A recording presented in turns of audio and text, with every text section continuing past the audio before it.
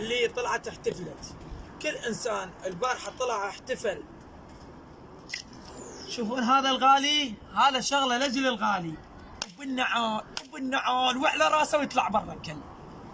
لان قندره انت من طلعت احتفلت، يعني الالم اللي بيك هلا تحس بيه.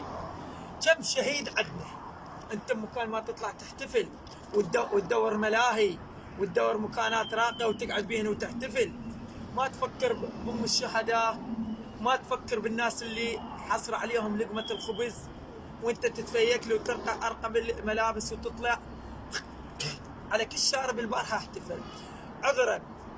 عذرا الكل ام شهيد، وعذرا الكل يتيم، وعذرا الكل اب، وعذرا الكل اخو. فقوا بذات الله ما احتفلت، لا اني ولا اهلي. فقوا بذات الله، لان السنه نفس السنه، والشهداء نفس الشهداء، والوجع نفس الوجع، والالم نفس الالم. ما شفنا شيء تغييرات واحتفل. ابن القندره ولك حيوان اللي طلعت احتفلت.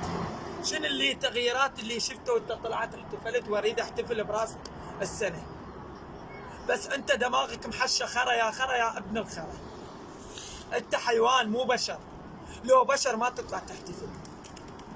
تحياتي اللي طلعوا بالمظاهرات اللي شفتهم، تحياتي لهم اللي يحتفلوا بالشهداء بالدمعه وبالحسره وبالفاتحه. تحياتي لهم والف رحمات على ارواحهم. وتحياتي لكل ام شهيد، وتحياتي لكل اب شهيد، وتحياتي لكل انسان مظلوم، وتحياتي للفقره. وتبا للي راحوا احتفلوا، اللي راحوا احتفلوا ولد يزيد، واللي راحوا احتفلوا ولد الدواعش، واللي راحوا احتفلوا ولد الاحزاب. لان ما عندهم واحد شهيد، ولا عندهم واحد مظلوم، ولا عندهم واحد حصر عليه لقمه الخبز. كلهم شبعانين وكلهم عندهم خير من الله. يا حزاله معبرك والله العظيم، خدام للعراقيين واقطع.